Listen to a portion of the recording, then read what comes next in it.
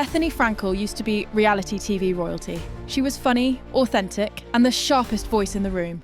Who wants to look like this person? They did that. And then I realized it was Ramona, lubed up like basted turkey. But somewhere between leaving Ronnie and now, something went wrong. The woman who once gave us iconic one-liners is now an attention-seeking caricature that honestly leaves everyone feeling confused and exhausted. Let's break down how Bethenny went from beloved to insufferable. The glory days. Before we get into the mess Bethenny has become, we need to talk about why people loved her in the first place. When Ronnie premiered in 2008, Bethenny was the breakout star. She wasn't the richest or the most polished, but she was real. She was a struggling entrepreneur working on her Skinny Girl brand, and viewers watched her grind from basically nothing to selling that brand for a reported $100 million.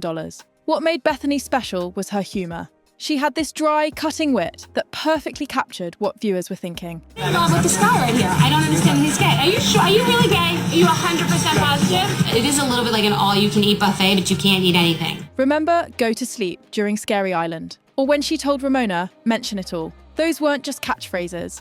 They were moments where Bethenny said exactly what we were all screaming at our TVs. She was the Greek chorus of Ronnie, calling out the absurdity while staying somewhat grounded. When the other housewives were fighting over bedrooms on vacation, Bethenny came up with the bowl system to pick rooms fairly. When Luann was spiralling with her cabaret ego, Bethenny told her, life is not a cabaret. She had boundaries. She had restraint. She was hilarious, but not a caricature. And here's the thing. Bethenny showed us her real life. We watched her take a pregnancy test on camera. We saw her messy divorce. We witnessed her grief after Dennis Shields died. She was vulnerable in a way that felt genuine, not performative. That's why people connected with her. Now let's talk about the reality reckoning, because this deserves its own deep dive. Reality television exploits affairs, bankruptcy, falling off the wagon, saying something inappropriate, risking cancellation every single time the camera goes on. In 2023, fresh off the success of the WGA and SAGAFTRA strikes, Bethenny announced she was going to unionize reality TV stars. On paper, this sounds noble. Reality stars do deserve protections. But the timing and execution, suspicious. This all kicked off right after Bethenny appeared on Watch What Happens Live, where Andy Cohen and Jeff Lewis made jokes about her Rewives podcast. According to November 2022 articles, they mocked her for doing a Housewives rewatch show, and Bethenny looked visibly uncomfortable. Suddenly, weeks later, she's launching a crusade against Bravo. Coincidence? Probably not. Here's what Bethenny did. She pitched several shows to Bravo where she would have controlled casting. According to reports, the contracts she wanted the cast to sign were incredibly strict, essentially giving her all the power. When Bravo didn't bite, she went public with her reckoning. She accepted every press opportunity she could get, positioning herself as this activist fighting for reality stars. But she wasn't working with any existing advocacy groups or reality stars who had been doing this work for years. It was a solo mission with Bethenny at the centre. Then she propped up Raquel Leviss from Vanderpump Rules as a victim of the show's treatment. But here's the kicker. Bethenny spliced her interview with Raquel into multiple podcast episodes to maximise downloads and revenue. She was literally profiting off the person she claimed to be protecting. The lawsuit she filed against Bravo was relatively tepid and unorganised, according to industry insiders. And now, the whole reckoning has basically fizzled out. She's not really advocating for reality stars anymore. The whole thing appears to have been less about worker protection and more about Bethenny being bitter that she couldn't get another show at Bravo and that Andy mocked her podcast. The chicken salad saga. So picture this. It's the weekend. Bethenny rolls up to Round Swamp Farm, this super bougie, family-owned country market in Bridgehampton that's been a Hampton staple for like 50 plus years. We're talking bicentennial farm status, name-dropped by Martha Stewart and Ina Garten. It's not exactly some hole-in-the-wall spot. Bethenny's been hyping their chicken salad on TikTok for ages. I don't know if the doorman's gonna know me, but we'll find out soon. I want a big reaction.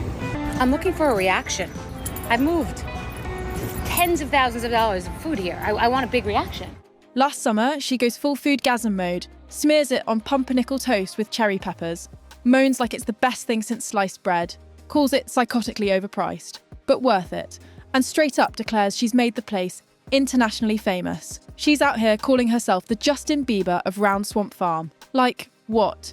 She even joked she needed security and a back entrance. Girl, it's a farm stand, not Coachella. Fast forward to this viral video that's blowing up, over 2 million views, and Bethenny is filming herself like it's a reality show confessional. She's got multiple camera angles going, talking to the phone like, I want a big reaction. She walks in, waves, smiles, and crickets. Nothing.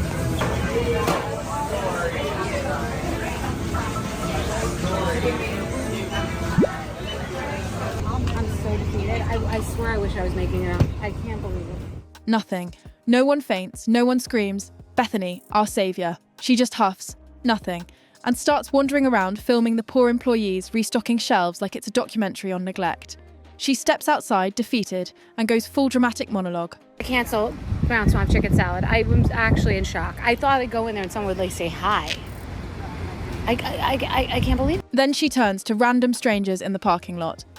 I walked in there, every person at the store was talking to me, and they're like, I'm buying this because of you, but the people that work here, what's wrong with me? What's wrong with? She said they don't care. Say it out loud for the people in the back. They don't care? They don't know who I am. In the follow-up, she claims about 20 people stopped her saying they were there because of her wrecks, but none of them are shown, obviously.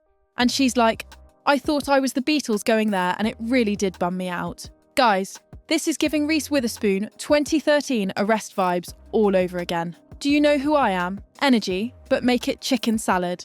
Now look, Bethenny's influence is real. She's got millions of followers. She turned Skinny Girl into an empire. She's out here making bank on endorsements. But this is next level lack of self-awareness. Expecting a family-run spot to roll out the red carpet because you posted about their $16, not $40, let's be real. Chicken salad? Come on. The lines got longer after COVID, not just because of one TikTok. And nobody asked her to go viral for them. It's not a favour, it's content. If you're enjoying this breakdown, click on the like button and hit that subscribe button and turn on notifications. Now let's get back to Bethenny's descent. Some of Bethenny's recent content has been genuinely concerning. In March 2024, Reality Tea published an article about a video where Bethenny explained how she stays thin. She was frantically eating chocolates while saying she tastes everything, eating nothing. Commenters immediately called this out as promoting disordered eating. One person wrote, genetics and eating disorder, that's her answer. This is particularly troubling given Bethenny's own history. She's been open about her mother Bernadette suffering from a lifelong eating disorder and bulimia.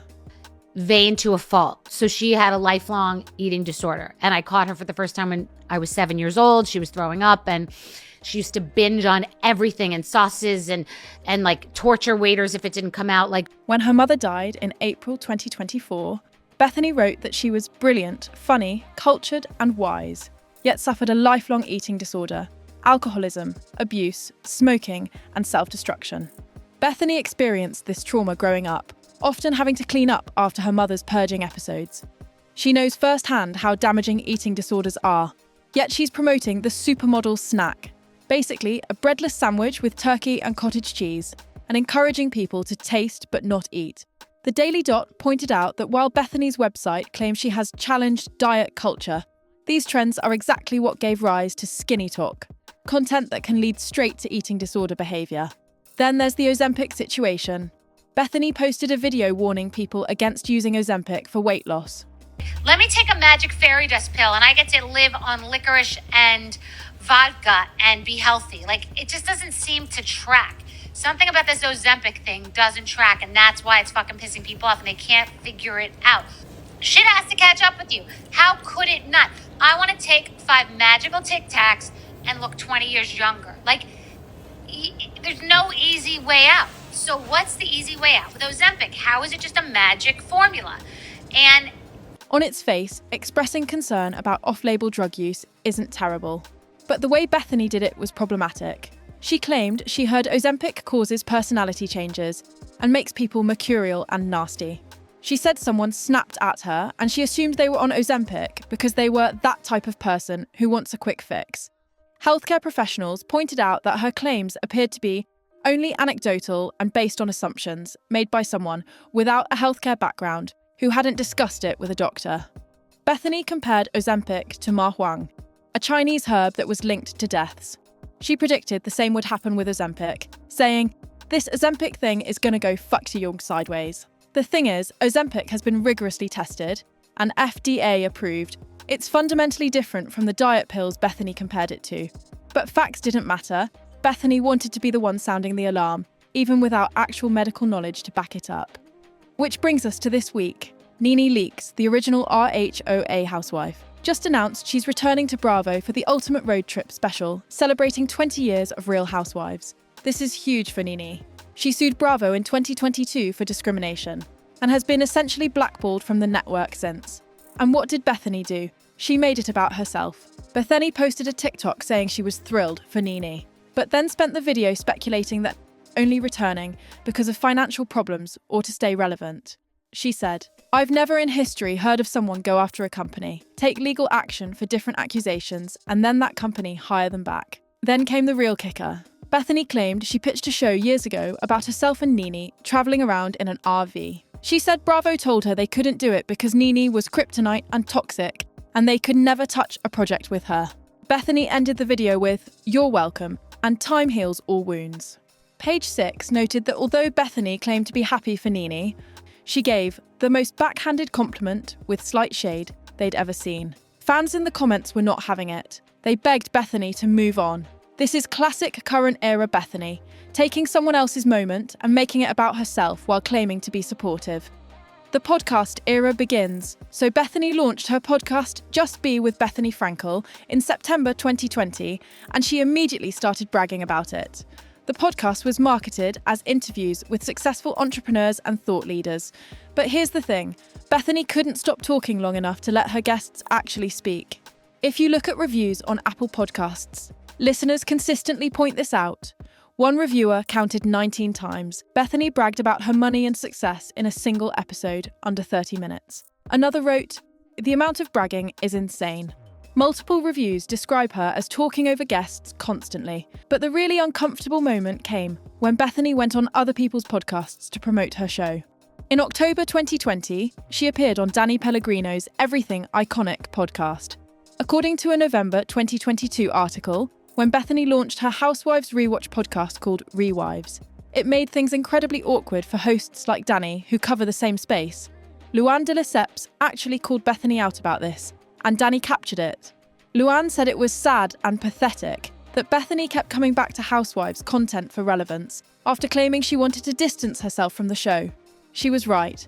Bethenny spent years trash-talking Real Housewives, then turned around and made 2 podcasts entirely about it. And here's the kicker. Bethenny acted like the rewatch format was her original idea, as if Watch What Crappens and dozens of other Housewives podcasts didn't already exist for years.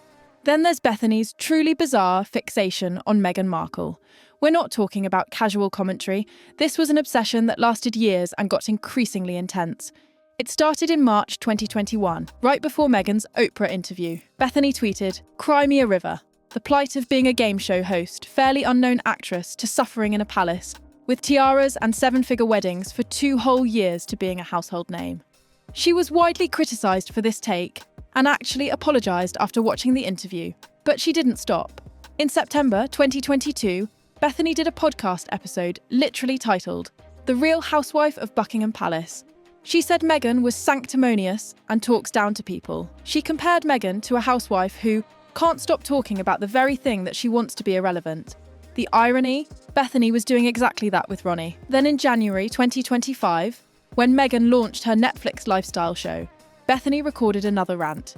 She went on about how the show looked too perfect, too glossy, how Meghan was flexing and fronting. But then she pivoted to talking about herself, saying, "I make a lot of money on this podcast. Okay, by anyone's standards." February 2025, Bethenny posted yet another video about Meghan having an identity crisis. According to Newsweek, Bethenny said Meghan and Harry just want everyone to like them so badly and are flailing. At some point, repeatedly making content about someone you claim is irrelevant becomes weird. It's giving obsessed. It's giving projection. If you're finding this breakdown as wild as I am, make sure to hit subscribe and turn on notifications so you don't miss any of the reality TV tea we're spilling. Now let's get into an even more problematic moment. In September 2021, Bethenny shared a story on her podcast that absolutely should not have been public. According to a Collider article from June 2023, Bethenny was frustrated about having to do a Zoom meeting with her daughter Bryn's school about pronouns. During this podcast episode, Bethenny mentioned that her daughter was confused by being asked about pronouns. Then, and this is where it gets really inappropriate, Bethenny shared a story about a time at summer camp where there was, in her words, a person with a penis who identifies as being a girl in the bunks with other girls, and said this child was making out with a lot of girls at camp. Let's be clear. Bethenny told a story about a minor's genitals and romantic life on her public podcast. Later in the same episode, Bethenny made comments suggesting that experimenting with sexuality is typically a phase, asking, "Don't a lot of girls in college have a lesbian phase and then realise they're not?" This wasn't just ignorant, it was harmful. And for someone who constantly talks about being an advocate and protecting people, this was a massive failure. And speaking of TikTok, Bethenny started threatening small creators with legal action. According to a podcast called Los Angeles from their Ozempic episode, Bethenny sent a cease and desist to a creator who was analysing or criticising her work.